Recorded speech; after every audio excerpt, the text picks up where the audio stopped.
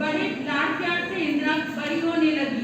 पिता के लिए वो इतनी शुभ थी कि जब दुकान जाते समय वो हमेशा उसी को सामने खड़ा करते थे।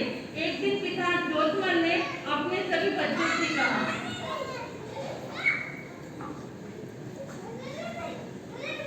मेरी 7 संतान है, उनमें से 3 की शादी हो गई है। बच्चे तुम चारों में से कोई भी एक जीव दीक्षा ले, संयम के मार्ग पर चले तो मने घनी खुशी लेगा। पिता अपने मनोभाव को बताकर चले गए। इंदिरा ने अपने भाई लाला से कहा, लाला एक काम कर, तू दीक्षा ले ले, कागजा की बात रख ले। तू ही ले ले ना बाबा ना, मैं तो नहीं लूं दीक्षा। देखिए, जिसके जीवन में वैराग्य का कोई रंग नहीं था, दीक्षा लेने के कोई भाव नहीं थे, लेकिन संयोग ऐसा बना कि एक बार चित्तौड़ श्री संत डूंगला दर्शन हेतु गया। डूंगला दर्शन हेतु गया और वहाँ पर प्रेमकोट जी महाराज साहब, शांताकोट जी महाराज साहब के वहाँ दर्शनार्थ गए।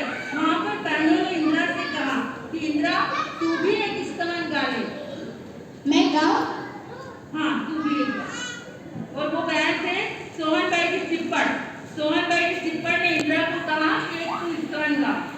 मैं तो सासरी सोनी जावे हारी गा, मारो मन लायो संयम में, मारो मन लायो थाली कटोरी मारे नहीं चाहिए, थाली कटोरी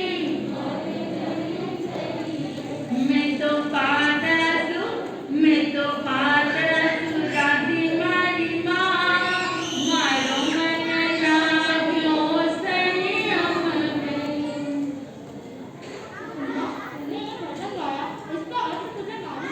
नहीं महाराज साहब, मुझे नहीं पता क्या होता है। शादी नहीं कर सकती तो दीक्षा ले सकती है। तो ठीक है, मैं शादी नहीं करूंगी, मैं संयम ले लूंगी, मैं वापस जल्द ही आऊंगी। देखिए, वैराग्य के क्रम को लेकर के डूंगला से इंदिरा वैरागन अपने घर पहुंची और अपने पिता कागजा से अपने मनोभाव को बताया। कागजा, आप कह रहे थे ना आपकी एक संतान संयम ले ले, तो मैं तैयार हूँ संयम लेने के लिए। बेटा, मैं तेरे इस कार्य से बहुत खुश हूँ। मैं तुझे संयम के मार्ग पर अग्रसर करूँगा। आज तूने मेरा सर गर्व से ऊंचा कर दिया है। ये बात सारे परिवार को पता चली और बड़े भाई बालचंद जी को पता चली। वो आकर के इंदिरा से कहने लगे, ये मैं क्या सुन रहा हूँ? मेरी छोटी लाडली बहन संयम ले रही है। हाँ भैया। संयम कोई खेल नहीं है। मैं तुझे इस कठिन मार्ग पर नहीं जाने दूंगा। मैं तो तेरी शादी करूंगा। कागजा ने तेरी शादी के लिए 40 तोला सोना दे रखा है। हाँ बेटा, હું બી નહીં ચાહું કે મારી લાલી સંયમ લે, પણ આ ડુંગલાવાળા મારા સાથ તો કઈ રંગે કઈ ઓગો ફેર્યો, કઈ મંત્ર કર્યો કે આના તો દીક્ષા का भाव भेजा। पर माँ, इसमें क्या गलत है? यह मार्ग बहुत अच्छा है। बालू, तू कहीं भी तरह इन्हें समझाओ माना। माँ, इन्हें कमरा में बंद कर दो और कानों की बंद कर दो ताकि वो वैराग्य उतर जाए। भैया, जो करना है करो, पर अगर मैं जिंदा रही तो मैं संयम ही लूंगी। इस प्रकार भाई बालचंद जी साहब ने अपने मोह के बस इंदिरा को कई प्रकार की कष्ट दिए कि वो दीक्षा ना ले। ये बात जब पिता को पता चली तो पिता जोतमल जी ने अपने बेटे से, बालचंद, तू क्यों इंदिरा को परेशान कर रहा है? अगर उसके भाव है तो लेने दे उसे दीक्षा।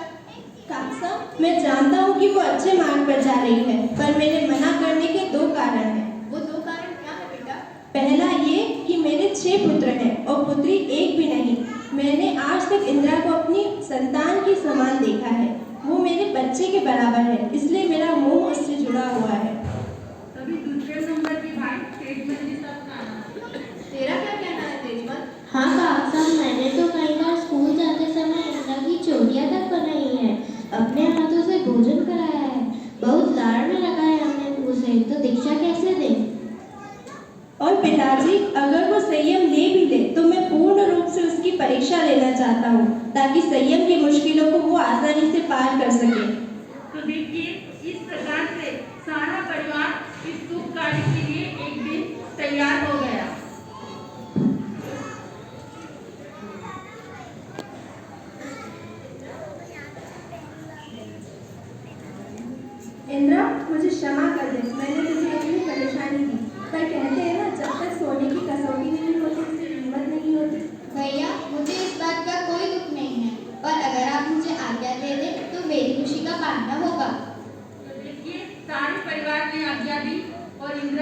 दीक्षा दीक्षा का 5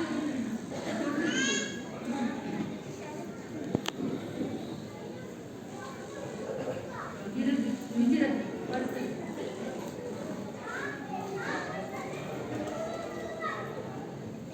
संयम के पथ पर चलने का